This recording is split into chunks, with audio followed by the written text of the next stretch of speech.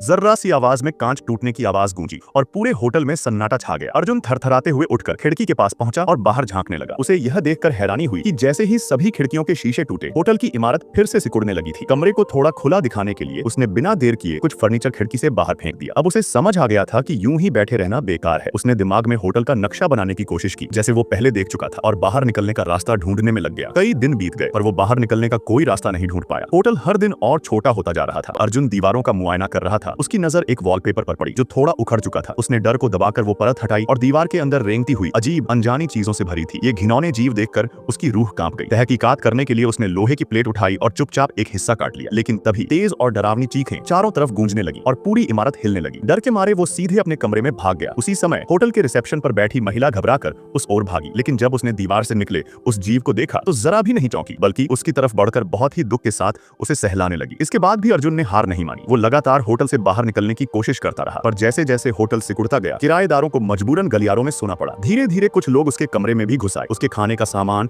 और निजी चीजें भी बिना पूछे इस्तेमाल होने लगी। यहाँ तक कि उसकी अलमारी पर भी लोग सोने लगे। उसने सबको एक नक्शा बनाने में मदद करने को कहा, लेकिन कोई आगे नहीं आया। उल्टा सबने उसे ही कमरे से बाहर निकाल दिया। उस पर निराशा छा गई। सोच भी नहीं सकता था कि बस एक होटल में ठहरना ऐसा भयानक अनुभव बन जाएगा। थका हुआ अर्जुन आखिरकार गलियारे में ही सो गया। तभी उसके ऊपर की दीवार से वॉलपेपर अजीब तरह से नीचे गिरा, जैसे कोई चादर उसे ढक रही हो। अगली सुबह कमरे की टेलीफोन की घंटी से उसकी नींद खुली। वो दौड़ते हुए कमरे में गया, लेकिन देखा कि कोई लड़का फोन रख चुका था। ये देखकर अर्जुन का गुस्सा फूट पड़ा। उसे लगा ये फोन ही होटल से बाहर निकलने का एकमात्र मौका था, क्योंकि होटल के फोन सिर्फ रिसीव हो सकते हैं, कॉल नहीं किए जा सकते। उसने सबको डांटा कि इतना बड़ा मौका बर्बाद कर दिया, लेकिन बाकियों को इससे कोई फर्क नहीं पड़ा। उल्टा उन्होंने उसी पर इल्जाम डाल दिया कि वो समय पर क्यों नहीं आया। गुस्से में उसने झाड़ू उठाकर सबको कमरे से बाहर कर दिया। कम से कम अब उसे थोड़ी शांति तो मिली। मगर जिन लोगों ने उसके कमरे में रहकर सब कुछ इस्तेमाल किया, उन्होंने न सिर्फ उसका धन्यवाद नहीं किया, बल्कि सामने वाले कमरे से चीजें फेंककर उसे मारने की कोशिश की। बेजार होकर अर्जुन ने बेड तोड़कर खिड़की को बंद कर दिया और तय किया कि अब वो कमरे से बाहर नहीं जाएगा। जब वो पूरी तरह टूट चुका था, तभी छत का लैंप घूमने लगा। अगर वो समय पर न झुकता तो लैंप उसके सिर पर गिर जाता। लैंप की जगह से दो बूढ़ी औरतों के चेहरे झांक रहे थे। उन्हें पता था कि अर्जुन बाहर निकलने का रास्ता ढूंढ रहा है, इसलिए उन्होंने उसे हिम्मत दी। उन्होंने कहा, बाहर ही रास्ता होगा, ये जरूरी नहीं, हो सकता है जो तलाश है वो यहीं इस कमरे में हो। लेकिन तब तक अर्जुन पूरी तरह टूट चुका था।